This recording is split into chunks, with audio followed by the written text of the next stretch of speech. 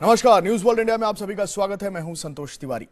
इशरत जहां देश की सियासत में कोई नया नाम नहीं है, इस नाम पर जमकर राजनीति होती रही है। वोट बैंक के खातिर इस नाम का मनमाफिक इस्तेमाल किया गया, लेकिन अब देश के दुश्मन हेडली ने इशरत को आतंकवादी बताया, सच्चाई बयान की, लेकिन इसे लेकर भी एक नई बहस छिड़ गई है। गुजरात मॉडल की जब भी बात हुई, विपक्षी पार्टियों ने इशरत एनकाउंटर को एक हथियार बनाया। नीतीश कुमार की जेडीयू ने इशरत को बिहार की बेटी तक बताया। राजनीति के हर मंच पर इस नाम को उछाला गया। सवाल ये कि सब सच जानना चाहते हैं, लेकिन कौन सच बोल रहा है, इसको लेकर असमंजस है। इस बार हेडली के कबूलनामे ने एक बार फिर यह सवाल उठा दिया है कि आखिर आतंकवाद जैसे गंभीर मुद्दे पर सियासत की रोटियां क्यों सेकी जाती हैं? क्या आतंकवाद को राजनीति के दांवपेच से दूर नहीं रखा जा सकता? इन सवालों पर चर्चा के लिए हमारे साथ खास पैनल है। काम्या मल्होत्रा जी प्रवक्ता कांग्रेस के हमारे साथ हैं, विनोद बंसल प्रवक्ता वीएचपी के, प्रवीण शंकर कपूर नेता बीजेपी के, और विनोद शर्मा जी वरिष्ठ पत्रकार मेरे साथ स्टूडियो में हैं। वृंद्रा ग्रोवर इशरत परिवार की वकील मेरे साथ थोड़ी देर में जुड़ेंगी। लेकिन सवाल यही कि इस पूरे मामले पर सियासत हमेशा क्यों गर्म होती है जब फैसला कानून को लेना है।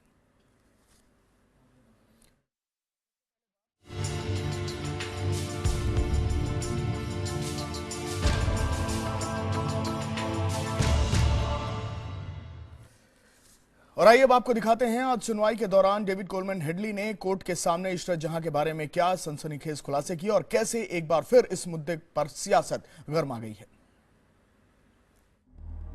क्या लश्कर तैयबा का कोई महिला विंग है? हाँ, मैंने सुना था। क्या महिला सुसाइड बॉम्बर है लश्कर तैयबा में? मुझे नहीं पता। क्या कोई फेल हुए ऑपरेशन के बारे में जानते हो? हाँ, मुजम्मिल ने एक बार बताया था। लखवी, मुजम्मिल और मैं एक बार मिले थे। तब मुजम्मिल ने बताया था कि एक मिशन फेल हो गया है। क्या कोई महिला थी? मैंने सुना था महिला थी। क्या यह नाम है नूरजहां, इशरत, मुमताज बेगम? दूसरी वाली इशरत जहां मोदी को मारने का टारगेट था उसका।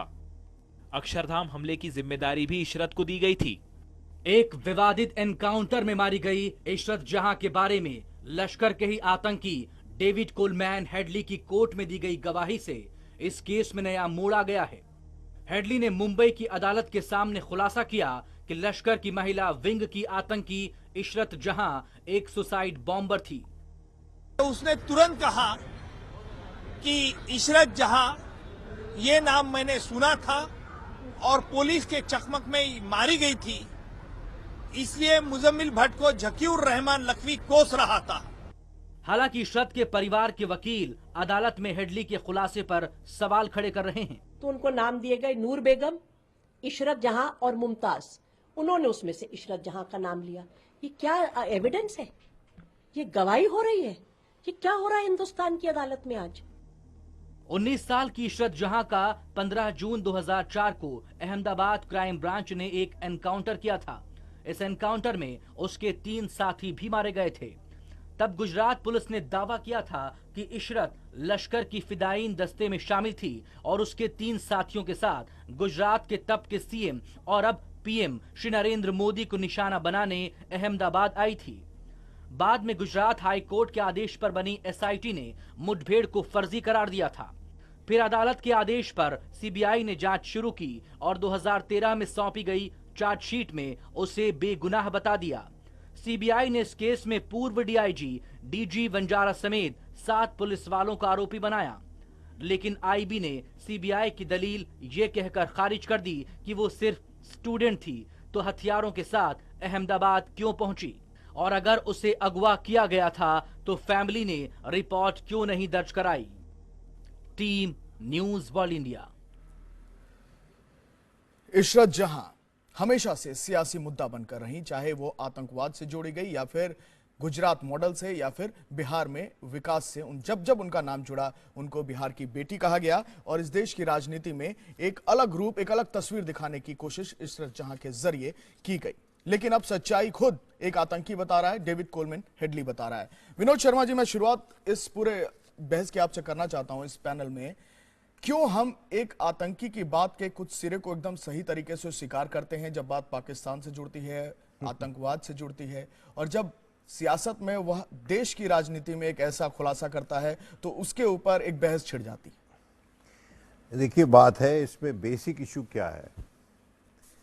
इसमें बेसिक मैं नहीं जानता कि वो आतंकवादी थी कि या इनोसेंट थी, क्योंकि कोर्ट में तो ट्रायल हुई नहीं, वो तो एनकाउंटर में मारी गई। अफजाल गुरु के बारे में भी लोग कहते हैं कि उसको न्याय नहीं मिला, उसकी मौत के बाद उसके लोगों को नहीं बताया गया, बॉडी नहीं दी गई, वो भी बात थोड़ी समझ में आती है। लेकिन वो कॉन्विक्टेड था और उसके बाद उसको हैंग किया गया। उसी तरह से कसाब भी कॉन्विक्टेड था और उसको हैंग किया गया। लेकिन इशरत जहां का जो मृत्यु हुई वो एनकाउंटर में हुई थी। तो डेविड कोलमैन हेडली जो खुलासे कर रहा है, they have not met the test of law in India, जहां तक इशरत जहां का सवाल है। ठीक।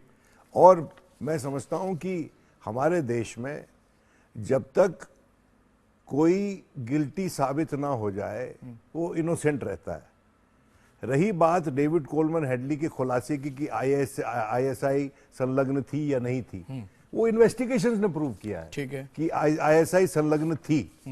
हमारी इन्वेस्टिगेशंस ने प्रूव किया है, अमेरिकन की इन्वेस्टिगेशन ने प्रूव किया है। 6-7 लोग अमेरिकन भी मरे थे। आपको याद हो अगर मुंबई अटैक। ठीक। लेकिन इसी के आधार पर मैं आपकी बात को आगे ही बढ़ाना चाह रहा हूं, लेकिन इसका एक क्वेश्चन और भी काउंटर इसलिए भी बनता है क्योंकि जब जांच एजेंसियां इशरत जहां के मामले में जांच कर रही थी, तो चाहे वो गुजरात की क्राइम ब्रांच हो या फिर इंटरपोल की रिपोर्ट, आईबी की रिपोर्ट, वह इशरत जहां के पक्ष में नहीं थी। जबकि जो एसआईटी का गठन हुआ या सीबीआई की तरफ से इशरत जहां को क्लीन चिट, राजनीतिक तौर पर इसको समझिए या फिर इसका इस्तेमाल समझिए। मैं यहां पर बैठ के इशरत जहां को क्लीन चिट नहीं दे रहा हूं। मैं इशरत जहां केस में जो विरोधाभास है वो आपको बता रहा हूं, और विरोधाभास इसमें है। हमारे देश में जहां पर न्याय की प्रक्रिया बहुत साफ है, बनस्पत पाकिस्तान के जहां पर वो छुपा लेते हैं, कोर्ट्स डर जाती हैं, हमारे देश में वो प्रक्रिया बड़ी साफ है। ठीक। अभी हाल ही में आप देख रहे हैं अरुणाचल के संदर्भ में सुप्रीम कोर्ट जिस तरह के सवाल पूछ रहा है। सुप्रीम कोर्ट ने बहुत इस देश में लॉ एंड ऑर्डर जो व्यवस्था है उसको बनाया। जब बात आतंकवाद से जुड़ रही है तो ये सवाल क्यों राजनीतिक मुद्दा उस वक्त बना? देखिए मेरी बात समझने की कोशिश कीजिए। इसका एक पॉलिटिकल कलर है इस केस में, इसमें दो राय नहीं है। क्यों है? लेकिन क्यों इसलिए है कि वो फेक एनकाउंटर था। उसको वो जो लड़की मरी है, ये तो किसी ने नहीं कहा कि वो जेन्युइन एनकाउंटर था। फिर इतने सारे पुलिस वाले जेल में कैसे चले गए? इसका मतलब है आपकी जो क्रिमिनल जस्टिस सिस्टम है उसमें बहुत बड़ा गैप है, उसमें बहुत बड़ी कमियां हैं कि आपने इतने लोग पुलिस वाले जेल में डाल दिए, और आज के दिन ये कहा जा रहा है कि वो तो आतंकवादी थी। डेविड कोलमैन हेडली कह रहा है। और निकम साहब, माजरत चाहता हूं, निकम साहब तो ऐसे सवाल पूछ रहे जैसे कौन बनेगा करोड़पति का शो वो एंकर कर रहे हो कि भाई ABCD। जिसे ये कोई वो ठीक, वृंदा जी ने अभी आपने जो बाइट दिखाई है, वृंदा जी ठीक कह रहे हैं। This is not the way matter happens in the court. भाई अगर उस आदमी को पता है, मैं ये मानने के लिए तैयार हूं आज के दिन कि ये आदमी प्ली बार्गेनिंग में बच के 35 साल की सजा काट रहा है। हालांकि इसको सूली पे लटकाया जाना चाहिए। नहीं, बिल्कुल ठीक है। आप समझे कि नहीं? क्योंकि ये यूएस ड्रग इन्फोर्समेंट एजेंसी का इन्फॉर्मेंट था, ये डबल एजेंट था, ये इधर की बात उधर करता था। तो इसकी जो अपनी क्रेडिबिलिटी है, मैं समझता हूं वो कई मामलों में जस्ती नहीं है हमको। तो इसका लेकिन फिर भी आपके इस तर्क का फायदा, या जो आप कह रहे हैं या फिर जो आप समझा रहे हैं, उसका फायदा पाकिस्तान को भी मिल सकता है। एक बार विनोद, एक बार मेरी बात सुन लीजिए आप जी। पाकिस्तान को फायदा पहुंचाने के लिए बैठा हूं यहां मैं। आप मेरी बात समझने की कोशिश कीजिए। ये आपकी कमेंट अनकॉल फॉर है बिल्कुल। नहीं, अगर इस तरह की बात राजनीतिक आप मेरे तर्क को डिफीट कीजिए ना। आप ये इस देश में कानून व्यवस्था बनी रहे। आप पुलिस रिफॉर्म्स की बात करते हैं ना इस देश में। जिस देश में आप फेक एनकाउंटर्स को इंस्टीट्यूशनलाइज कर देंगे, उस देश में क्या पुलिस रिफॉर्म होंगे? क्या पुलिस रिफॉर्म्स होंगे वहां पे? आप समझने की कोशिश कीजिए और उत्तेजना में मत बोलिए कि ये तो पाकिस्तान की मदद कर सकता है। इसका फायदा आपकी बात नहीं हो रही है। I am not telling to you, sir. Sorry, you should not have made this comment. I am not telling to you. You have to apologize. I'm just saying that कि ये पाकिस्तान एक पक्ष रख सकता है कि भैया ये तो अलग-अलग बातों पर अलग-अलग बयान दे रहे हैं। कीजिए आप अभी। अगर आप मुझे अपॉलोजाइज कर रहे हैं तो ठीक है, वरना मेरे पास दोबारा मत आइएगा। आप वरिष्ठ पत्रकार हैं सर, अगर आपको बुरा लगा तो मैं माफी चाहता हूं। आप दोबारा, you will not बुरा लगा आपको, मैं माफी चाहता हूं। यस। मैं बंसल साहब को इस डिबेट में लाना चाहता हूं। बंसल साहब, जिस तरीके से ये पूरा मामला राजनीतिक रूप ले रहा है, क्योंकि इस पूरे मामले में देखिए राजनीति बहुत ज्यादा गरमाई है, इसको एक राजनीतिक मुद्दा बनाया गया। अब सच को अलग अलग तरीके से समझाने की कोशिश हुई, चाहे वो राजनीतिक तौर पर हो, चाहे वो अदालत के भीतर हो। क्या माना जाए इस पूरे मामले में? देखिए, मुझे बड़ा ताज्जुब हो रहा है कि विनोद शर्मा जी जैसे वरिष्ठ पत्रकार आज आतंकवादियों के पैरोकार और पक्षकार बनकर नहीं हो रहे हैं। उन्होंने अपना अरे बंसल जी, अब आप भी रहने दो यार। आपने बंसल जी को उन्होंने एक बात कही, मेरी बात को पूरा सुनिए। उन्होंने एक बात कही, उन्होंने बात कही, आप उसके मेरी बात को पूरा सुन तो लीजिए। मेरी बात को सुन तो लीजिए। देखिए, मेरी बात को नहीं, अब मेरी बात को सुन तो लो पहले। मैं वही कह रहा हूं।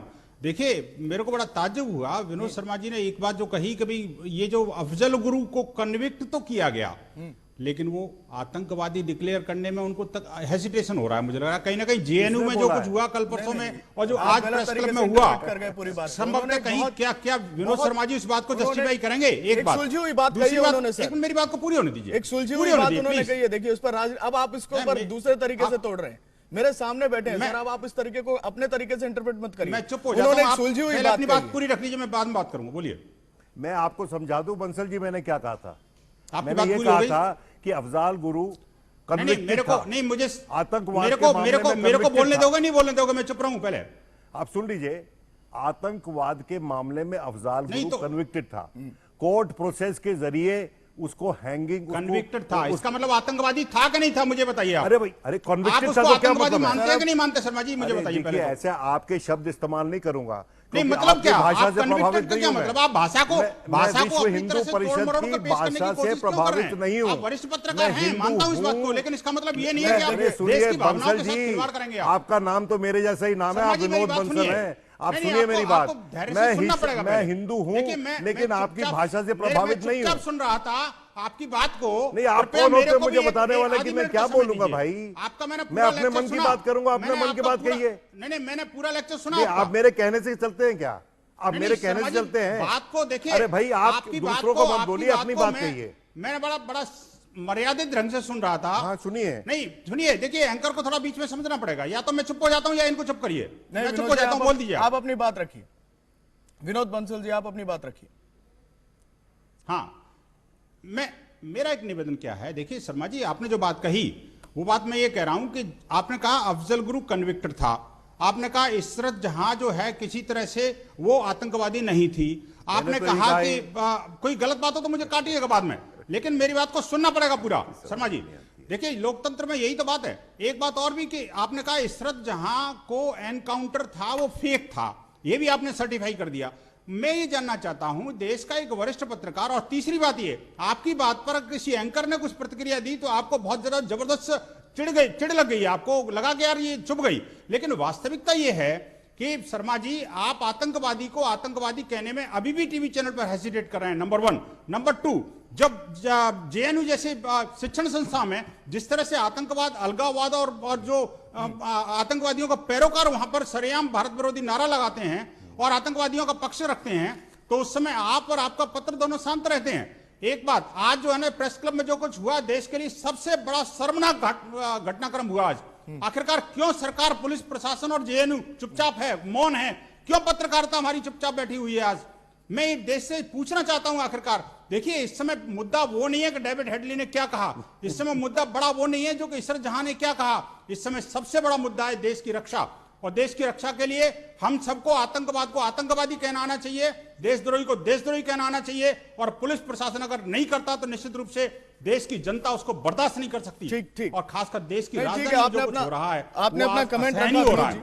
शर्मा जी, मुझे आपने अपना कमेंट रखा। देखिए, इसके ऊपर राजनीति होती रही है, इससे किसी ने इनकार नहीं किया है, और राजनीति तो बहुत लंबी चली है, सत्ता आ गई है लोगों के पास, कोई भी करता है सवाल इसका नहीं है। देखिए, इसको ये समझना होगा, इसको तकनीकी रूप से समझिए।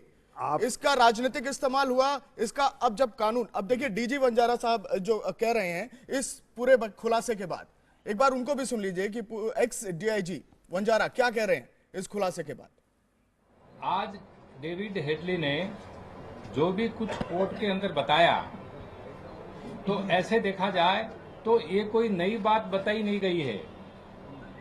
2004 में जब ये एनकाउंटर हुआ गुजरात पुलिस के द्वारा, उस वक्त गुजरात पुलिस ने जो भी कुछ कहा था और उसके बाद आज तक जो भी गुजरात पुलिस का स्टैंड है वो ही बात डेविड हेडली ने बताई है।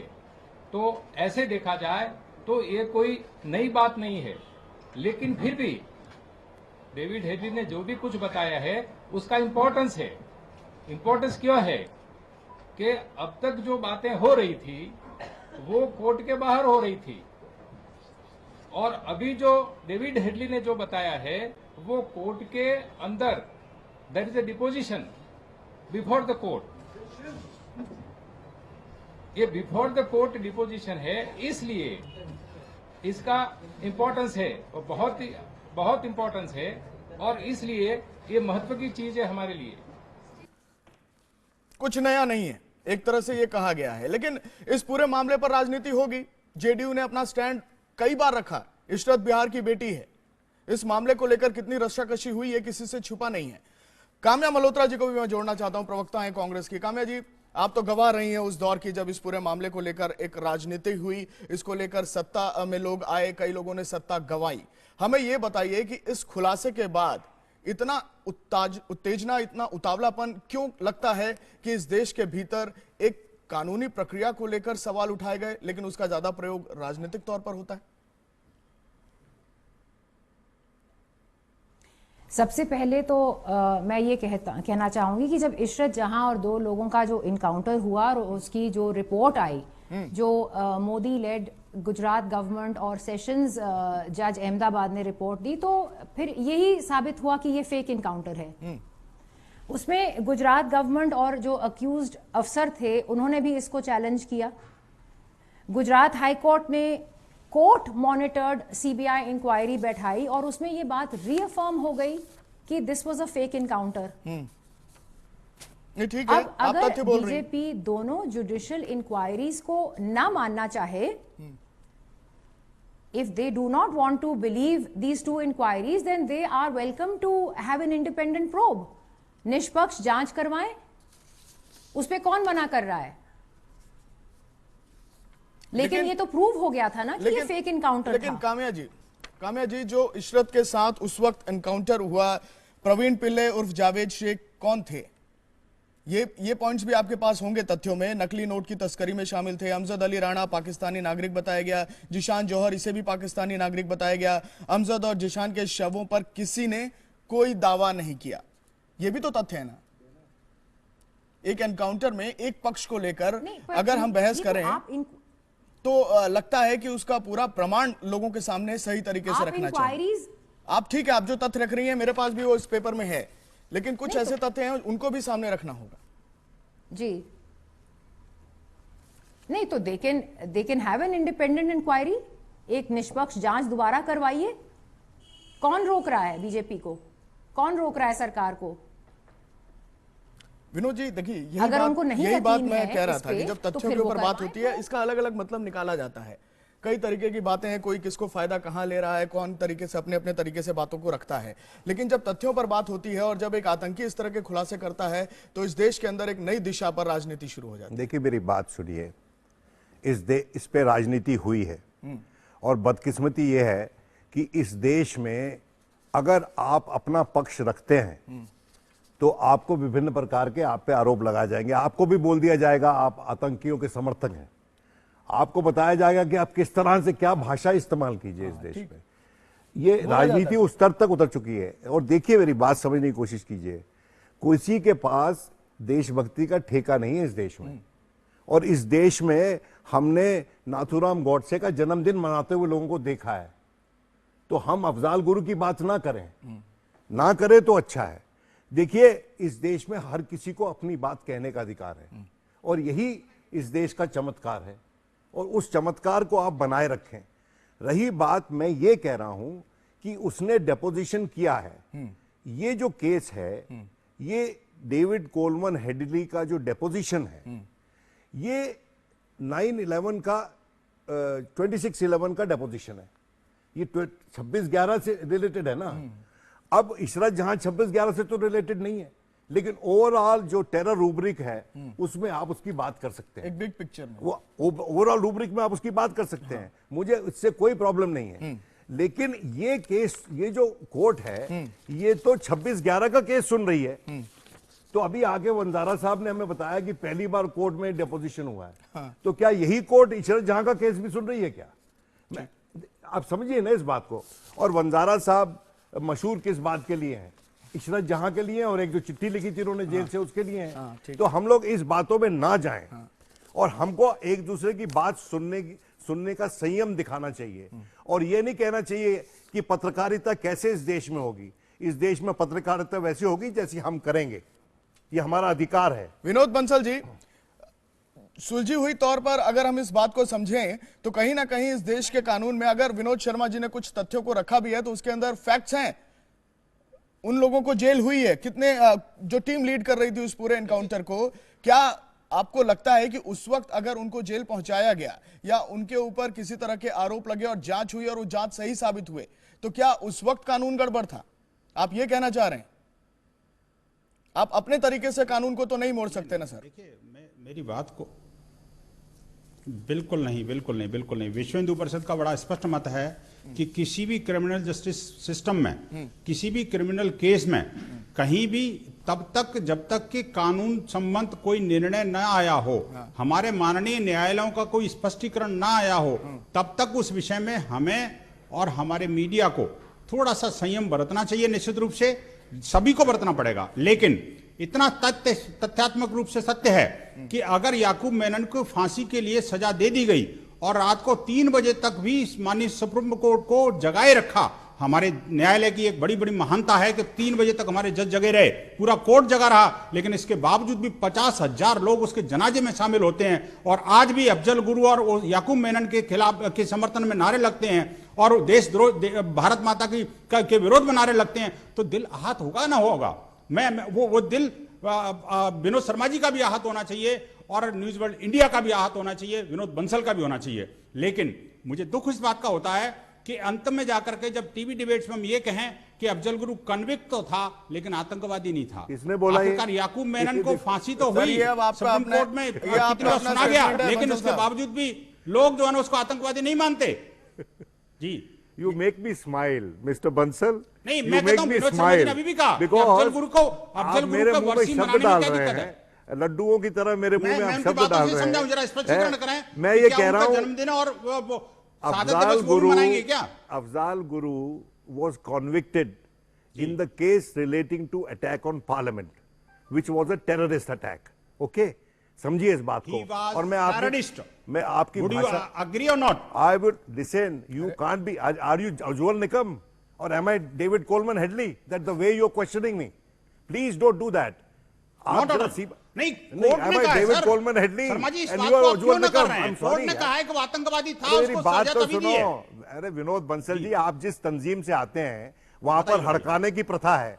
हम झेले वो बहुत और हम आगे भी झेलते रहेंगे। इतनी उम्र गुजर गई है, इसके बाद तो आपसे कॉम्प्रोमाइज होने का काम तो आपने कर दिया। स्टार्टिंग में मेरे एंकर को हड़का दिया आपने। आप लोगों को पत्रकारिता सिखा रहे हो। मैं नहीं करता। बात तो सुनिए, सुन तो लीजिए। आप हमारे मित्र रहे हैं, आप हमारा का नाम भी एक है, हमारी आपकी अच्छी चर्चाएं भी हुई हैं और मेरी बहुत सी बातों से आप एग्री करते हो कैमरे के बाहर। लेकिन अब छोड़ दो उन बातों को। मैं आपको वैसे बताना चाहता हूं। बताइए ना। मेरी बात मैं तो कैमरे पे सामने भी एग्री करता हूं जो अच्छी बात है। भुल्लर साहब अभी रिलीज होने वाले हैं। मैं भुल्लर साहब बोल रहा हूं उनको, जो पंजाब में रिलीज होने वाले हैं। मिस्टर भुल्लर जो कि बेअंत सिंह के केस में संलग्न थे और कन्विक्टेड हैं और डेथ रो में थे। आपको उस पर क्या कहना जनाब? बोलिए ना जरा, बताइए मुझे। तो आप भी क्या गुड तालिबान और बैड तालिबान की तरह आतंकवाद से लड़ाई लड़ेंगे? बात का जवाब तो पहले दे दो, मैं दूसरी बात का जवाब भी दे दूंगा। अरे आपका जवाब मैं आप पहली बात का जवाब तो मुझे दे दो जो मैंने बात करी है, फिर मैं आपकी बात का जवाब दूंगा। आपको मैंने कह दिया है कि आप उज्जवल निकम नहीं है अफजल गुरु को या मैं डेविड कोलमैन हेडली मानते हैं कि नहीं मानते? आप समझिए, मैं एक पत्रकार हूं। आप मेरी इज्जत करना सीखिए अगर आप मुझसे इज्जत चाहते हैं तो। प्लीज बराबरी की। मैं आपकी इज्जत करता हूं सर, ऐसा थोड़ी है। हम बात देखिए, बात बहस की है। मुद्दे की बात यह है कि आपने आप जिस तरह बहस से भाषा किस का मुद्दे प्रयोग पे किया, कर रहे हैं? मुझे आप कह रहे हैं कि शंका ये हुई शब्द इस्तेमाल कि कहीं करो। देखिए आप आप भी उस- देखिए मैं उस मैं पक्ष में तो नहीं नोक चलेंगे। अरे भाई, मैं इस नोक शब्द को में मैं आ क्यों रहा हूं। इस्तेमाल अभी भी करूंगा? नहीं आपके कहा। शब्दों को मैं आपने क्यों अभी भी नहीं इस्तेमाल कहा। करूंगा? सर मैं इस नोक झोंक में आ आपके रहा हूं। शब्दों को नहीं, इस्तेमाल करूंगा, याकूब फिर जो है, गोडसे को अफजल प्रणाम करने गुरु- लग जाऊंगा मैं। विनोद शर्मा मैं जी, तो नहीं विनोद करने वाला बंसल जी, वो। मैं इस डिबेट को इस एंगल पर नहीं ले जाना चाहता। और नहीं, देखिए आप माफी कुछ भी करें, आप विनोद स्वतंत्र विनोद पत्रकार बंसल हैं साहब, जी। आप तो विनोद कुछ भी कर बंसल सकते साहब, हैं। एक लेकिन गरिमा मैं होती है जानना सर। चाहता हूं कि क्या अफजल डिबेट गुरु में को गरिमा आतंकवादी होती है, मानते हैं कि प्लीज। नहीं मानते? अभी इसमें आपको हिचकिचाहट क्यों हो रही है? सर डिबेट अरे में किस गरिमा बात होती की? है। आपके विनोद शब्दों जी, क्यों विनोद इस्तेमाल जी, करूं मैं? विनोद जी, मैं ये जानना चाह रहा था कि सीधी एक बात है, सियासत हो रही है इस पूरे मामले पर। इसका एक पक्ष कानून है, ये किसी ने नकारा नहीं है। चाहे वो काम्या जी भी सुन रही है, मुझे नकारा नहीं है। उन्होंने फैक्ट्स रखा, मैंने भी फैक्ट्स रखा। परेशानी ये होती है कि फैक्ट्स पर कोई बात करने को तैयार नहीं। हर मुद्दे का एक मतलब निकाला जाता है और उसी मतलब को सबको समझाना चाहिए, और जो नहीं समझता वो देश को नहीं जान रहा है, वो देश की हकीकत को नहीं जान रहा है। ये गलत धारणा है सर। और माफी कोई बड़ी चीज नहीं है, अपने से बड़े से माफी मांग लेना। आप भी मांगते होंगे माफी। बात तर्क की है, आप तर्क से उनको समझाइए। दिक्कत थोड़ी है तो नहीं, आप भाई, तर्क शर्मा रख जी रहे हैं बड़े अलग हैं। अलग मामलों अगर कोई पर। गलती हुई है तो मैं नहीं, जरूर मेरी माफी सीधी मांगूंगा। बात है, लेकिन- मेरी सीधा लेकिन सवाल है मुझे आपसे। बताएं तो सही, मैं मैंने एक कौन सी सीधा गलती सवाल की है? पूछ रहा हूं और सर। इन्होंने- मैं आपसे एक सीधा सवाल जानना चाह रहा हूं। इस पूरे मामले में बहुत सारी सच्चाइयां हैं। इस पूरे मामले में कानून का अगर कोई सम्मान कर रहा है, उस पक्ष को समझने के लिए अगर कानून की धाराओं का इस्तेमाल होना चाहिए, तो उस धारा को क्यों नहीं इस्तेमाल किया जाए? किसी ने कह दिया और हम उसको मान लें। हम अपनी कानून प्रक्रिया के ऊपर सवाल उठा रहे हैं फिर, क्योंकि इससे पहले भी इस मामले में कई लोग कन्विक्ट हुए और जेल गए हैं, और डीजी बंजारा साहब तो अभी जमानत पर हैं। देखिए, मेरा बड़ा स्पष्ट मत है। नहीं, मेरा और मेरी संस्था का बड़ा स्पष्ट मत है कि कानून के बीच में कोई भी व्यक्ति, चाहे मैं हूं या कोई और हो, उसको बीच में नहीं आना चाहिए। भारत का कानून सर्वोपरि है, मेरी न्याय व्यवस्था सर्वोपरि है, जो और हमें मामला सबको कानून में उसका होता है। सम्मान करना चाहिए। लेकिन मैं वही बात कह रहा हूं, उसको सेलेक्टिव अप्रोच से नहीं देखना चाहिए। मेरा बस स्ट्रांग ऑब्जेक्शन इस बात से है कि उसको सेलेक्टिव अप्रोच से नहीं करना चाहिए कि इशरत जहां है तो वो आतंकवादी नहीं है, याकूब मेनन और अफजल गुरु है तो वो आतंकवादी नहीं है, और अगर कोई बुल्लर है जिसकी बात कर रहे हैं उसको आतंकवादी कहो। ये क्या मतलब है? कैटेगरी को आप यहाँ पर नहीं, ये कह रहे हैं। शर्मा जी ने जो बात कही मैं उसकी बात कर रहा हूं। लेकिन मैं कह रहा हूं, मैं स्पष्ट तौर पर कह रहा हूं, जो आतंकवादी है वो आतंकवादी है, उसको कहने का साहस सबको होना चाहिए। नहीं, ठीक है, आप लोग जो कह रहे हैं कि उस तथ्य इन्वेस्टिगेशन आप भी कह रहे हैं, लेकिन आप उसको किस ढंग से रख रहे हैं? मेरा सवाल इस बात से लेकर है। अब देखिए, इशरत जहां के ऊपर मैंने वंजारा साहब को सुनाया आपको, अब इशरत जहां की मां क्या कह रही है, इसको भी सुनिए। नहीं, ये पर भी उस पक्ष पे तो जरूरी जुडिशियल है। इंक्वायरी नहीं, ये भी पक्ष जरूरी है, जानिए इसको। तो फिर दोबारा निष्पक्ष जांच करवाएं। एक बार हम चलाएंगे वो बयान जो इशरत जहां की मां का है, वो क्या कह रही है। साजिश के तहत हमारी बेटी को फंसाया जा रहा है, मतलब बदनाम किया जा रहा है। ये सब फेक इनकाउंटर है। मेरी बेटी को मारा गया है, कत्ल किया गया उसका। मुझको लगता है कि किसी को बचाने के लिए मेरी लड़की को साजिश के तहत बदनाम किया जा रहा है। इस देश का कानून, मैं अपने सम्मानित मेहमानों से कहना चाहता हूं, इस देश का कानून सबको बराबरी का हक देता है सर। ठीक है, कहीं पर कुछ बातें गलत हो जाती हैं, उसको सुधारने का भी मौका होता है, कहीं कुछ बातें सुधरी हुई होती हैं और उसको भी और बिगाड़ दिया जाता है, और ये राजनीति करती है। इसको कहने में मत हिचकिचाइए आप लोग, ये शर्मनाक है। इशरत जहां को लेकर आपने उनकी मां की बात सुनी, अब क्या हम इस पूरे मामले में उनकी मां का पक्ष ना सुने या कानून का एक ऐसा डंडा चला दें? काम्या जी, हम कानून, आप तथ्य लेकर बैठी हैं, मुझे तथ्य ये बताइए कि जब ये पूरा मामला कोर्ट में था, जब इस पूरे मामले पर संज्ञान लिया जा रहा था, तो इस देश में राजनीति कैसे हो रही थी? बड़े बड़े सियासतदान देश में, यहां एनकाउंटर होता है और इसकी राजनीति बिहार से शुरू हो जाती है। एक ऐसी पार्टी जो सत्ता में है वो उसको बिहार की बेटी कह देती है। उस समय क्यों नहीं रोका गया? नहीं, सुनिए, आपके सामने है इंक्वायरी, अगर वो ना मानना चाहे। मैं तो राजनीति की बात कर रहा हूं, आप तो फिर तथ्यों की बात कर रहे हैं। तथ्य का पुलिंदा तो मेरे पास भी है, विनोद जी भी बता रहे हैं। मेरी एक छोटी सी रिक्वेस्ट है, अगर राजनीति हो रही है तो इस पर जवाब देना होगा। जब इस पर राजनीति गरमा रही थी, उसको बिहार की बेटी कहा जा रहा था, वो मामला उस समय भी जांच में था। नहीं, राजनीति जांच हो रही थी ना लाए ना इसमें।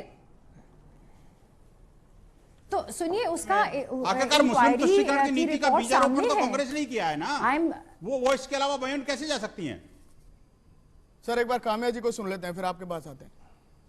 जी काम्या जी। नहीं जी, नहीं, मैं यही, I only want to reiterate that judicial inquiry की गई है। अगर ये सरकार उस पर यकीन नहीं करना चाहती, नहीं मानना चाहती, they have all the right to have an independent probe, निष्पक्ष जांच करवाइए। आप वही चीज बोलते जा रहे हैं राजनीति की। मैं कह रही हूं ये सामने आ चुका है, तो they have the right to have anything that they want. जब इसमें जांच चल रही थी, विनोद जी आप उस दौरान थे, मैं ये बात कोई समझने को तैयार क्यों नहीं है? मैं इस बात पर बहस नहीं कर रहा हूं या मैं इस बात पर चर्चा नहीं कर रहा हूं विनोद बंसल साहब, मुझे माफ करिएगा काम्या जी। मैं इस बात को समझना चाहता हूं कि जब ये जांच चल रही थी तो इस देश में नाम क्यों इशरत जहां का लिया जा रहा था, राजनीति क्यों हो रही थी, मुझे ये कोई ये बताए। विनोद जी मैं शुरुआत आपसे करूंगा, उसके बाद मैं बंसल साहब के पास जाऊंगा। देखिए ऐसा है, आप ये कामिया कह रही हैं कि जुडिशियल इंक्वायरी करवा लें। देखिए ये कोर्ट तो, ये केस तो कोर्ट में सब जुडिस है, ये उस समय भी था। उसके दौरान तो जुडिशियल इंक्वायरी नहीं हो सकती ना। लेकिन मैं ये मानता हूं कि जब तक, इस बात पे विनोद बंसल भी एग्री कर रहे हैं कि जब तक कोई कानून के जरिए से गिल्टी साबित नहीं होता, जब तक उस पर आरोप लगाना उचित नहीं। लेकिन मैं ये कहना चाहता हूं कि इस देश का बदनसीब सबसे बड़ा ये है कि अपनी अपनी सुविधा के अनुसार राजनीतिक दल मुद्दे उछालते हैं। आपने कहा कि बिहार की बेटी कहा एक दल विशेष ने उनको, लेकिन बिहार में बहुत सी चीजें और भी कही गई। अब मैं उस वक्त यहां वो बोलूंगा तो फिर मैं समझता हूं कि हम फिर मुद्दे से हट जाएंगे। मैं, आप समझे कि नहीं? मैं उसको रिपीट नहीं करना चाहता। इशरत को लेकर इस देश में पॉलिटिकल डायलॉग, पॉलिटिकल डिस्कोर्स जो है उसको सुधारने की बहुत जरूरत है, और हमको अदालतों को विवेक से फैसले देने के लिए एक अच्छा एटमॉस्फेयर देने की जरूरत है। जब वाद विवाद ऐसा चलता है तो जुडिशियल जो रिपोर्ट्स हैं लॉ कमीशन की, उसमें लिखा हुआ है कि कभी कभी जज साहिबान भी इन्फ्लुएंस हो जाते हैं, वो जो डिस्कोर्स चल रहा होता है उस दौरान, जो पैनल डिस्कशन हो रही होती है। इसी का तो मैं समझता हूं कि ये हमारे को इस देश में कानून, रूल ऑफ लॉ इंश्योर करने के लिए हमको बहुत संयम बरतना पड़ेगा। जहां तक पब्लिक डिस्कोर्स का सवाल है, जो संवाद चलता है पब्लिक संवाद, उसमें हमको अपना एक दिखाना पड़ेगा कि हम रेस्ट्रेंड हैं, और उसमें शायद उससे मुझे भी सीखना चाहिए और दूसरे विनोद जी जो यहां पर हैं उनको भी सीखना चाहिए। विनोद बंसल जी जवाब दीजिए। बिल्कुल नहीं, मैं बिल्कुल शर्मा जी की इस बात से पूर्णतः सहमत हूं कि निश्चित रूप से जब तक कानून अपना निर्णय न दे तब तक मीडिया को भी, संगठनों को भी, राजनेताओं को भी इस मामले में थोड़ा मर्यादा का प्रयोग जरूर, लेकिन हुआ नहीं, मर्यादित जरूर रहना चाहिए। एक बात। नहीं। दूसरी बात यह है कि जब आतंकवादी खासकर जो आतंक है, लेकिन हुआ नहीं, मर्यादा खासकर जो आतंकवादी घटनाएं होती हैं, उन घटनाओं की जिस तरह से लाइव कमेंट्री होती है, जिस तरह से लाइव टेलीकास्ट होता है, और जिस तरह से बिना पूछे, बिना सोचे समझे उसका कंक्लूजन निकाल करके और जबरदस्त बड़ी बड़ी बहसें होती हैं, तो मैं आपसे भी माफी मांग रहा हूं, लगाना पड़ेगा। मैं आपसे भी माफी मांग रहा हूं सर। अब आप इसमें बड़े बनिए और मेरे सवाल का जवाब दीजिए। मैं हाथ जोड़ के सिर्फ अपने सवाल का जवाब, क्योंकि आज जो जनता आपको देख रही है सर, आपको जो जनता देख रही है, या विनोद जी को जो जनता सुन रही है, या काम्या जी को सुन रही है, या मुझे सुन रही है, वो सच जानना चाहती है सर। एक मामले को लेकर आप घुमा फिरा के सारे मामलों को उससे मत जोड़िए। आज मैं सिर्फ इशरत जहां के ऊपर बात कर रहा हूं, और बड़े अदब के साथ सर मैं आपसे सवाल पूछना चाह रहा हूं कि जब इस देश में उन मामलों पर राजनीति होगी जो देश की जड़ से जुड़े हुए होते हैं, जब कानून के ऊपर सवाल होता है, जब उसके लिए बाकायदा एक इन्वेस्टिगेशन कमेटी का गठन हुआ होता है, जब बाकायदा उसके ऊपर टीम काम कर रही होती है, तब इस देश में बड़े बड़े सियासतदान, चाहे वो गुजरात के ही क्यों ना हो, चाहे वो बिहार के ही क्यों ना हो, चाहे वो दिल्ली में उस वक्त की केंद्र की सरकार क्यों ना हो, ऐसे ऐसे बयान देते हैं। ये पूरा मामला जैसे एक तरह से राजनीतिक मुद्दा बन जाता है, देश की सुरक्षा से इसका कोई लेना देना ही नहीं है। ऐसा क्यों होता है? मुझसे पूछ रहे हैं? जी मैं आप ही से पूछ रहा हूं सर। और इशरत जहां पर बोलिए सर प्लीज, सिर्फ इशरत जहां। हाँ, मैं ये कह रहा हूं, देखिए मैं पुनः आपको बता दूं कि देखिए देश जो, अगर आप प्रश्न किसी राजनीतिक दल से पूछना चाहते हैं तो वो उनसे पूछिएगा। मेरा विश्व हिंदू परिषद का और हिंदू समाज का बड़ा स्पष्ट मत है, हम इस देश के कानून के साथ जुड़े हुए हैं। कानून संबंधी बात करनी चाहिए, कानून के विपरीत बिल्कुल बात नहीं करनी चाहिए। चाहे इशरत जहां का मामला हो, डेविड हेडली का मामला हो, 26/11 का मामला हो, सितंबर 11 का मामला हो, कोई भी हो, इससे मतलब नहीं है। क्वेश्चन ये है कि जब कानून में कोई कन्विक्ट नहीं हुआ, कोई आतंकवादी डिक्लेयर कर दिया, तो निश्चित रूप से उसको आतंकवादी बोलने का साहस होना चाहिए हमारा। दूसरी बात, जहां इस इशरत का मामला हो या किसी और का मामला हो, जो कानून ने कहा है हमें उस हिसाब से करना चाहिए, नहीं तो तब तक उसकी प्रतीक्षा करनी चाहिए। इसमें वाद विवाद या किसी पर्टिकुलर पार्टी या किसी पर्टिकुलर राजनेता के बारे में, तो अब जो बीजेपी की तरफ से जो दावे हो रहे हैं, कुछ राजनेताओं के बंसल साहब, अगर मैं आपकी बात मान रहा हूं, वोट लेना है तो वो नहीं, अगर मैं आपकी बात मान रहा हूं, नहीं, आप ठीक कह रहे हैं, ये तो साधुवाद वाली बात है आपको, लेकिन अगर अब जो बीजेपी की तरफ से, जो इस वक्त सेंटर में है, जो देश को चला रही है, जो बीजेपी के प्रवक्ताओं की तरफ से जो दावे किए जा रहे हैं, जो उनकी तरफ से कहा जा रहा है कि हम शुरू से कह रहे हैं, आप बोलिए कि वो गलत है। हिम्मत ये भी रखिए बताने की कि तर्क सम्मत, कानून सम्मत सब कुछ हो रहा हो तो उसमें आगे बढ़कर सीना नहीं ठोकना चाहिए। नहीं, देखिए, बीजेपी की बात बीजेपी वाले बताएंगे। नहीं, मैं गलत, मैं ये थोड़ी बोल रहा हूं कि आप बीजेपी की तरफ से बोलिए, मैं कह रहा हूं जो हो रहा है वो गलत हो रहा है ना। वो लोग अपनी तरफ से एक बयान को लेकर एक बड़ा पहाड़ बना रहे हैं ना, तिल का पहाड़ बना रहे हैं। नहीं, देखिए, अभी जिस बात की आपने बात की, देखिए, बड़ा लब्बो लुआब उन सब चीजों का एक ही है कि देश की जनता सत्य के साथ है, देश की जनता सच्चाई जानना समझना कौन चाहता है, वो सच्चाई विनोद जी कुछ न्यायालय द्वारा नहीं लाई जाए। बीजेपी बोले, चाहे कांग्रेस बोले, विनोद शर्मा बोले, विनोद बंसल बोले, सब कुछ बेकार है। विनोद जी मेरी बात सुन लीजिए। मैं ये कहता हूं कि मैं आपको ये बताना चाहता हूं, बताइए, कि याकूब मेनन अफजाल गुरु आतंकवादी था। अब आप मुझे ये बताइए, क्या भुल्लर आतंकवादी है या नहीं है, और क्या उसको सूली पे लटकाना चाहिए या नहीं चाहिए? मैंने आपके मन की बात कही। कानून ने जो सजा जिसको दी है, बिल्कुल, मैंने नहीं, मेरे मन की बात नहीं है। मेरे मन कहा कि मैं आतंकवादी बोलूं उसको, तो मैंने बोल दिया आतंकवादी मैंने पहले भी बोला था अपने अंदाज में, लेकिन आपके अंदाज में कहा इसलिए नहीं। शर्मा जी, मैं वही कह रहा हूं, मुझे लगा कि कहीं ना कहीं आपने बात को दाएं बाएं करने की कोशिश की। आप जैसा पत्रकार अगर ऐसा करेगा तो फिर निश्चित रूप से मेरी भावनाएं आहत होंगी ना, कम से कम। दोस्तों, शक दोस्ती का दुश्मन है, इसको जीवन में अपने तो माने न दो। आप हम पे शक न करें, हमारी राष्ट्रीयता पे आप शक न करें, हम आपसे बड़े भारतीय हैं कई मामलों में, आप समझिए। ना। अरे शर्मा जी, आखिरकार विनोद तो विनोद रहेगा ना जी, इसको विनोद में ही रहना। चलिए, मैं कहूँ आपको कि इसमें मेरा एक निवेदन है। देखिए, मैं फिर दोबारा से चौथी बार दोहरा रहा हूं इस बात को कि विश्व हिंदू परिषद का, विनोद बंसल का और इस हिंदू समाज का, इस देश का स्पष्ट मत है कि आतंकवादी है, लेकिन अगर वहां पर इफ्स एंड बट्स लगते हैं, यानी अगर कानून ने उसको, सर्वोच्च न्यायालय ने उसको आतंकवादी डिक्लेयर किया हुआ है, उसको फांसी की सजा मुकर्रर की हुई है, तो उसके खिलाफ, उसके पक्ष में बोलने वालों के साथ में हमें खड़े होने से बचना होगा, और साथ में आतंकवादी को आतंकवादी कहने से परहेज नहीं करना चाहिए। विनोद जी, हमारे देश का पहला आतंकवादी, हमारे देश का सबसे प्रमुख और पहला आतंकवादी गॉडसे था, नाथूराम गॉडसे पहला आतंकवादी था हमारे देश का, है, जिसने महात्मा के सीने में गोली डाली। आप मानेंगे इस बात को? आप उसको अपने देश का पहला आतंकवादी बोलेंगे?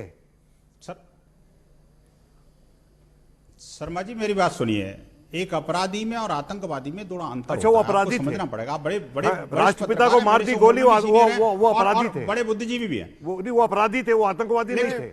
अब देखिए, ये अलग मामला है सर, मैं माफी चाह रहा हूं, आप दोनों से माफी चाह रहा हूं। आतंकवाद का क्या मतलब होता है? एक मिनट सुनिए मेरी बात। नहीं, ये अलग मामला है विनोद बंसल जी। अरे, आतंकवाद का मतलब है कि जो ब्रॉड पैमाने पर जो आतंक फैलाए, पूरे देश को और एक समुदाय को आतंकित करे, इस देश के ऊपर हमला करे, एक व्यक्ति को मारने में और एक समुदाय को मारने में, इस देश के ऊपर हमला करने में वो व्यक्ति था। लेकिन फिर भी गांधी विचार था। मैं काम्या जी के पास जाना चाहता हूं, मैं बंसल साहब माफ कीजिएगा, मैं आपको रोक रहा हूं, मैं काम्या जी के पास जाना चाहता हूं।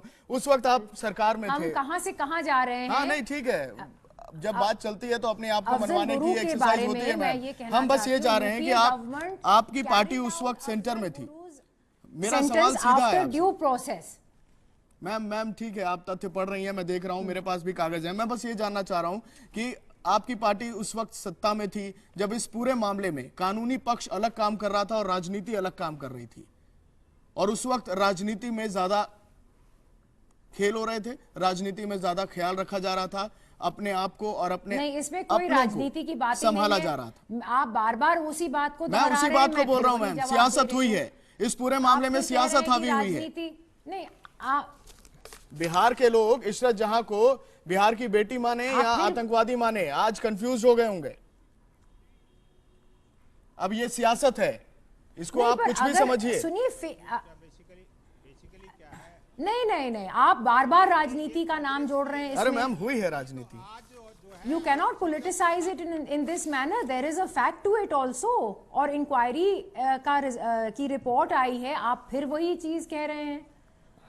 मैम, इंक्वायरीज की रिपोर्ट कोई नई तो नहीं है इस आखिरकार पूरे पूरा मामले में। देश आतंकित है। ये सिर्फ कांग्रेस की जो पिछले 65 सालों की जो विकृत पॉलिसियां थी, मुस्लिम तुष्टीकरण की नीति, वोट बैंक की पॉलिटिक्स, उसके कारण आज देश जल रहा है और पूरे विश्व के अंदर आतंकवाद का जो बिल्कुल नहीं, बिल्कुल पोषक नहीं। जो है ना वो तैयार हो गए हैं। हमारे यहाँ बड़े पैमाने पर जो हम जी नहीं काम्या जी, इस बात को मानना पड़ेगा आपको, जगह जगह आतंक के अड्डे बन गए।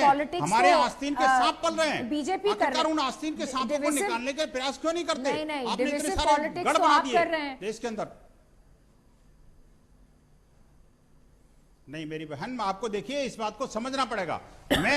मैं इस बात को आपको मानना पड़ेगा कि देश के अंदर अगर ये मुस्लिम तुष्टीकरण की नीति नहीं होती, अगर ये सांप्रदायिक जहर ये बीजारोपण नहीं किया होता और ये पॉलिटिक्स को अलग, इससे कानून व्यवस्था से थोड़ा अलग थलग करके रखा जाता, तो निश्चित रूप से आज देश को वो दिन नहीं देखने पड़ते कि आतंकवाद के दंश को झेलना पड़े। आप ये बताइए, नहीं, बिल्कुल नहीं। बंसल साहब, आप ये बताइए कि जगह-जगह इशरत स्थितियां ये हो रही हैं, जहां की मंदिरों पर हमले हो रहे मां, हैं। इशरत जहां की मां आज इस देश के कानून पर यकीन कर रही है। वो जानती है, वो समझती है और वो इस बात को बता भी रही है कि मेरी बेटी को इंसाफ मिलेगा, और वो इसी देश के कानून से उम्मीद कर रही है। सर, हर चीज को पॉलिटिसाइज नहीं किया जा सकता। इशरत जहां के मामले में यही हुआ। को अगर जस्टिफाई करना चाहते हैं तो इसकी इजाजत तो ना कानून देगा, ना भारत का संविधान देगा। आप फेक इनकाउंटर को जस्टिफाई कर रहे हैं और करना चाह रहे हैं। मैं तो उसके ऊपर हुई राजनीति को बोल रहा हूं कि क्यों हुई। मैं जस्टिफाई और किसी चीज को, ये डिबेट किसी चीज को जस्टिफाई नहीं कर रहा है मैम। ये डिबेट इसलिए है कि जब ये पूरा मामला आतंकवाद से जुड़ा था, देश की सुरक्षा से जुड़ा था, इसमें लोगों को सजा भी हुई है और पुलिस वाले थे, वो अच्छे अच्छे पदों पर थे। आपके पास तो फैक्ट्स हैं पूरे। और उस एनकाउंटर में जो मारे गए, मैं फिर उनका नाम नहीं पढ़ना चाहता, आपके पास जरूर उनके नाम भी होंगे। हम घालमेल क्यों कर देते हैं? और उस वक्त की सेंटर की सरकार क्यों ऐसे करती है? क्यों उस वक्त नहीं इस पूरे मामले को उसी समय विराम लगा दिया गया? अच्छा, मैं इस बहस में वृंदा गोवर जी को भी जोड़ना चाहता हूं। वृंदा जी, इस पूरे मामले में इशरत जहां परिवार की वकील हैं, वृंदा जी, जो ये पूरी बात आ रही है सामने, इस पूरे मामले में कहीं ना कहीं इस पूरे तथ्य को तोड़ने मरोड़ने की कोशिश की जा रही है। राजनीतिक तौर पर इस नाम का इस्तेमाल हुआ है और राजनीतिक तौर पर ही अब इस पूरे मामले को समझाने की कोशिश की जा रही है। क्या ये सही है या इसके कुछ अलग पैमाने हैं कानून के लिहाज से?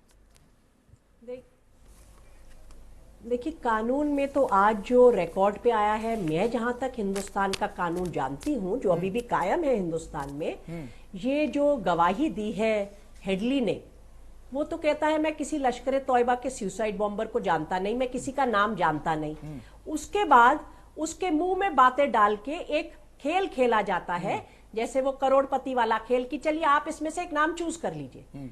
ये गवाही नहीं है। वो पहले भी कहता है मैंने लखवी और मुजम्मिल भट्ट को आपस में बात करते सुना। गवाही वो होती है जो गवाह की पर्सनल नॉलेज होती है।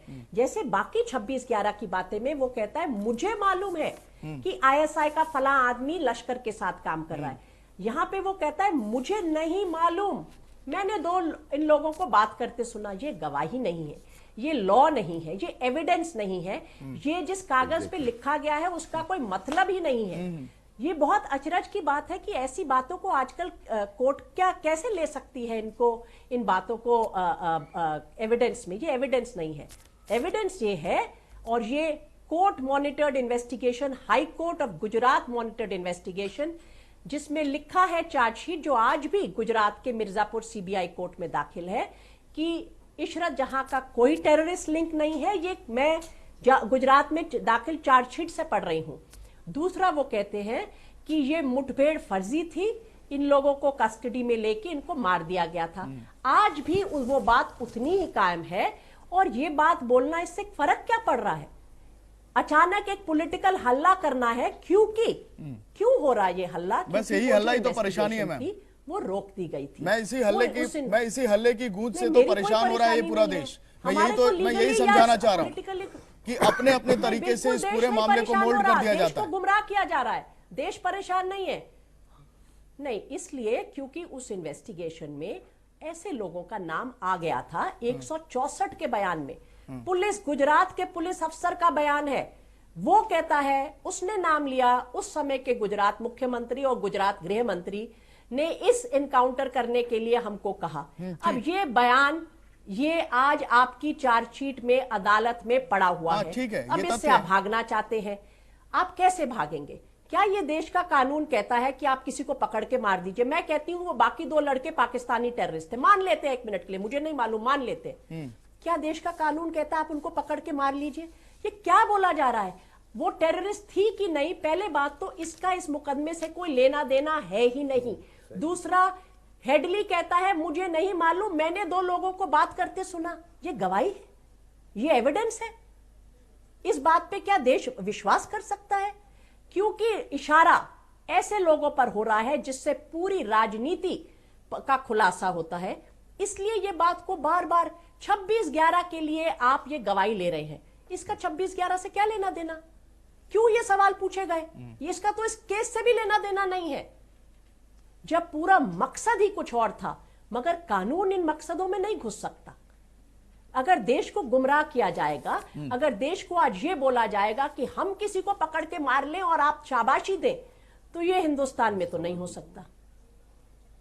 वरिष्ठ पत्रकार विनोद शर्मा जी मेरे साथ हैं, वो भी आपसे कुछ पूछना चाह रहे हैं। वृंदा जी, आप जो आपने कहा उसके हिसाब से तो ये लगता है कि the forum of the court has been apparently misused to make a political point or make a point about another case. Mr. Sharma, बल्कि ये बहुत अफसोस की but बात can है। is there बहुत अफसोस की बात है। is there a corrective in our law against it to correct this kind of an impression? Can a higher court be approached? Should the judge have accepted that? Should have allowed him to speak? Should the judge have accepted the kind of questioning which was happening? बिल्कुल, ये बहुत अफसोस की बात है। मुझे लगता है 2 मजाक हुए हमारे साथ, हमारी अदालत के साथ मजाक हुआ है और हमारे देश की सुरक्षा के साथ मजाक हुआ है। दोनों का इस्तेमाल राजनीतिक पर्पस के लिए किया गया है और ये देशवासियों के लिए बहुत ज्यादा परेशानी की स्थिति है। और ये हैरानी है कि ऐसे वरिष्ठ वकील जिनको अभी पद्मश्री हाल ही में इसी साल मिला, उन्होंने इस तरह सवाल पूछे जैसे अमिताभ बच्चन कौन है करोड़पति खेल रहा है। क्या हम एक नया कानून बना दिया जिसमें बनेगा कौन है टेररिस्ट का खेल? क्या इस तरह सवाल पूछे जाते हैं इतने संगीन मामले में? कैसे इस सवाल को रिकॉर्ड पे लाया गया? This is not evidence. क्या हो रहा है अदालतों में? ये बातों को बिल्कुल ऊपर की अदालतों को चौकन्ना होना होगा कि राजनीतिक पर्पस के लिए देश की अदालतों का इस्तेमाल ना किया जाए। इस पूरे मामले से संदेश क्या जा रहा है वृंदा जी? मैं आपसे जानना चाह रहा हूं क्योंकि आप तो इस पूरे केस को देख भी रही हैं और लंबे समय से लड़ भी रही हैं। क्या इस 2 पूरे संदेश क्या जा रहा है? 2 संदेश जा रहे हैं। एक तो बिल्कुल 2 संदेश जा रहे हैं। एक तो हम लोगों को कह रहे हैं कि इस देश के संविधान और देश के कानून की मान्यता छोड़ दो। जो कोई भी पॉलिटिकल पार्टी का एजेंडा हो उसकी हवा में आप बह जाइए। बार बार हमें टेररिस्ट कह के बोला जाता है, कानून और हकों की बात छोड़ दो। अब सबूत है नहीं, गवाह कहते हैं कि इनको मारा गया, इनको कस्टडी में ले लिया, तो ये क्यों बात उठाई जा रही है? मर्डर का केस आज भी 7 गुजरात के आला पुलिस अफसर, 4 आईबी के अफसरों पर चलाया जा रहा है। वो चार्जशीट गुजरात की सीबीआई कोर्ट मिर्जापुर में सड़ रही है, जहां ट्रायल नहीं शुरू हो रही। देश को क्या बोला जा रहा है? कानून को छोड़िए, हम आपको कह रहे हैं हमको लगता है फलां को मार देना चाहिए, इसलिए फलां को मार देना चाहिए। इस तरह की अगर हवा इस देश में रूट ले ले तो जिस देश में इतने कास्ट है, रिलीजन है, ये तो बहुत ज्यादा बेचैनी की बात है। लोगों को बोला जा रहा है कि आप पुलिस के द्वारा किए हुए मर्डर पर बोलिए कि ठीक हुआ है। और ये कौन कह रहा है? वो पार्टी जो आज सरकार, यूनियन सरकार में है, ये बहुत खतरनाक संदेश है इस देश के लिए। ठीक, आपका अपना पक्ष और ये बातें जाननी भी जरूरी है इस देश को, और मैं ये बहस में इसलिए भी लाना चाह रहा था, ये जरूरत भी है समझने की कि सिर्फ हाँ ठीक है बंसल साहब, मुझे पता था आप उंगली जरूर उठाएंगे, हाँ आप भी सवाल पूछ सकते हैं, वृंदा जी मौजूद हैं। नहीं, मैं ये कहना चाहता हूं, देखिए वृंदा जी बड़ी सीनियर एडवोकेट हैं, अब मुझे इस बात का बड़ा हैरानी हो रही है कि डेविड हेडली की एक बात को इतना तवज्जो क्यों दिया जा रहा है। आखिरकार ये जो सर कौन दे रहा है, का एक बड़ा मीडिया इसको बहस कर रहा है। सुनिए बात, मैं ये कहना चाहता हूं आखिरकार मैं तो कहती हूं it is irrelevant to my case, it is totally and completely irrelevant because this is not evidence. नहीं, बिल्कुल तो नहीं है तो फिर कोर्ट डिसाइड करेगा। मैं और आप इसमें बीच में क्यों पड़ रहे हैं? आखिरकार ये मीडिया का टाइम क्यों वेस्ट हो रहा है? मीडिया इस बात पर क्यों बहस कर रहा है? जो चीज अभी कोर्ट के लिए रिलेवेंट है, देश के लिए रिलेवेंट है, वो ट्रायल जो हो रहा है मीडिया को उसको करने दो ना जी। आप मीडिया ट्रायल क्यों कर रहे हैं? हम थोड़ी लाए हैं 26/11 के केस में ये सवाल क्यों पूछा गया? मैंने कौन सा बात बताइए, ये सवाल का जवाब कौन देगा? 26/11 के ट्रायल ये तो कोर्ट को आप अप्लाई करिए ना जी। इसमें मेरा और आपका क्या लेना देना? नहीं, ये पब्लिक प्रोसिक्यूटर से पूछा जाएगा। नहीं सर, ये कोर्ट का काम नहीं है। नहीं, ये पब्लिक प्रोसिक्यूटर से पूछा जाए। आपने उस पब्लिक प्रोसिक्यूटर को पद्मश्री दिया, आप पूछिए। नहीं, किसने दिया? देश ने दिया, आपने नहीं दिया, मैंने नहीं दिया। आप अपनी भाषा को ठीक करिए। आप कृपया आप गलत समझ रही हैं कि मैं कोई सरकार हूं या कोई भारतीय जनता पार्टी हूं या कोई कांग्रेस हूं। आपने शायद गलत प्रश्न कीजिए, किसी रॉन्ग नंबर डायल किया। मैं तो वकील हूं, मेरी बात सुनिए। आप एडवोकेट हैं, आप नहीं तो आप देखिए, कम से कम आपको सरकार को से लेना देना नहीं है तो कम से कम देश को भी। 26/11 trial, it was brought in, motivated, उसने फिर भी कुछ नहीं बोला। तो ठीक है, आप कोर्ट को बोलिए, उसको बोलिए, पब्लिक प्रोसिक्यूटर को बोलिए, लेकिन कम से कम उसके नाम पर देश को बदनाम करने की बात ऐसे मत सोचिए। आप कम से कम देखिए, जो गलत है गलत है, आप उसको कोर्ट को बोलिए। आप वृंदा जी मेरे से ज्यादा जानती है इस बारे में। ठीक है वृंदा जी, वृंदा जी मेरा एक सवाल, वृंदा जी मेरा एक सवाल है। देखिए मेरा एक सवाल है वृंदा जी, देश में विनोद जी, मैं वृंदा जी से एक सवाल पूछना चाह रहा हूं। वृंदा जी मेरा एक सवाल यह है कि इस पूरे मामले को जब आप देख रही थी, जब आप कोर्ट में जा रही थी, तो एक बड़ा तबका इस देश का, बड़े बड़े नेता इस पूरे मामले पर राजनीति भी कर रहे थे। यह मामला कितना प्रभावित हुआ इस देश की राजनीति से, ये भी बताइए आज। बिल्कुल प्रभावित नहीं हुआ, बल्कि इस मामले में पूरी इन्वेस्टिगेशन नहीं हो पाई, क्योंकि हर पॉलिटिकल पार्टी इसमें घुस के अपने वोट की रोटियां सेक रही थी। मैं उस महिला, उस औरत शमीमा कौसर जो मां है इशरत जहां की, जो इंसाफ के लिए तरस रही थी, उसके लिए खड़ी हूं। मुझे ना कांग्रेस से लेना देना है ना भाजपा से, दोनों अपनी पॉलिटिकल रोटियां सेक रहे हैं। इसमें हमारे केस पर यह असर हुआ है कि हमारे पास गवाही में नाम आए, मगर इन्वेस्टिगेशन आगे नहीं हो रही, क्योंकि इसके ऊपर पॉलिटिकल प्रेशर पड़ा है।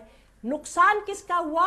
उस मां का जो अपनी बेटी के लिए इंसाफ मांग रही थी। पॉलिटिकल प्रेशर कब पड़ा? कांग्रेस के रिजिम में या फिर इस रिजिम में? आप देखिए, हाँ तभी पड़ चुका था। आप देखिए, इस केस में डीएच गोस्वामी नाम का एक पुलिस अफसर गुजरात का मैजिस्ट्रेट के सामने 164 सीआरपीसी में बयान देता है, जिसमें वो कहता है गुजरात के मुख्यमंत्री, तब के मुख्यमंत्री और गृह मंत्री ने हमें कहा कि ये एनकाउंटर करो। हाँ, ठीक। ये एविडेंस आया। हाँ, ये एविडेंस है और ये ऑन पेपर है, ऑन रिकॉर्ड है। 2 चार्जशीट दाखिल हो गई।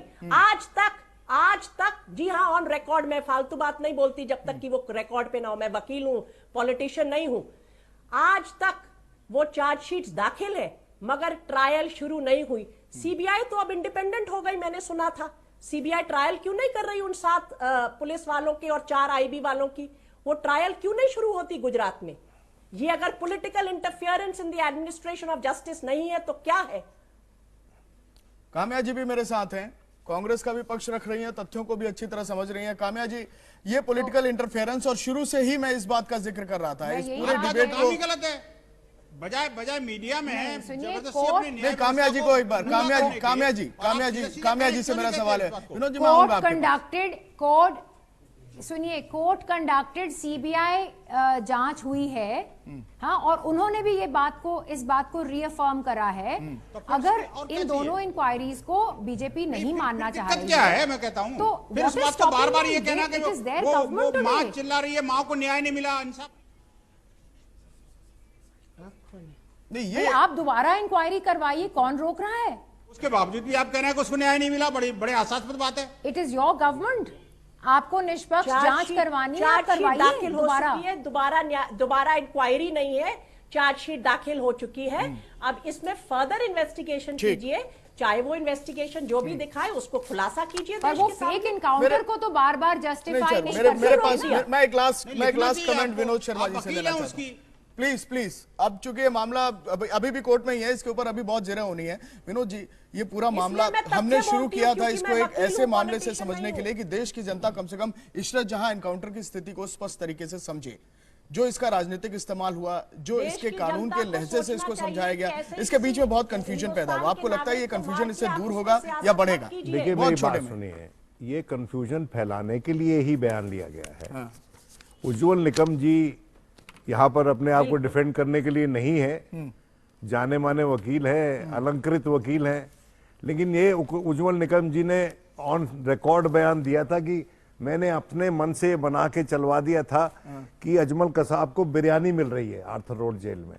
आपको पता है कि जिस दिन अजमल कसाब का डेथ हुआ, उसको हैंग किया गया, उस दिन मैंने लिखा अपने अखबार में कि महाराष्ट्र के किसी जेल में नॉन वेजिटेरियन खाना नहीं दिया जाता। चलिए, और इन्होंने कहा ऑन रिकॉर्ड कि मैंने जान के ये फैलाया था। मेरे पास समय की कमी है। मुझे बताइए, कोई पब्लिक प्रोसिक्यूटर इस तरह का बयानबाजी, राजनीति कर रहे थे ना वो। चलिए, यानी पूरा मामला राजनीति कर रहे थे ना, पूरे मामले में राजनीति हावी है ना। मेरा सवाल वहीं आके खड़ा हो गया, पूरे मामले पर राजनीति हावी हो रही है। इस पूरे मामले को समझने की कोशिश अगर ये जनता करना चाहे तो कानूनी लिहाज से समझे तो ज्यादा अच्छा है। नेताओं के बयान तो कहीं ना कहीं, चाहे किसी की भी सरकार रही हो, इस पूरे मामले को उलझाएंगे। बहुत बहुत शुक्रिया आप सभी का। मेरे पास समय की कमी थी।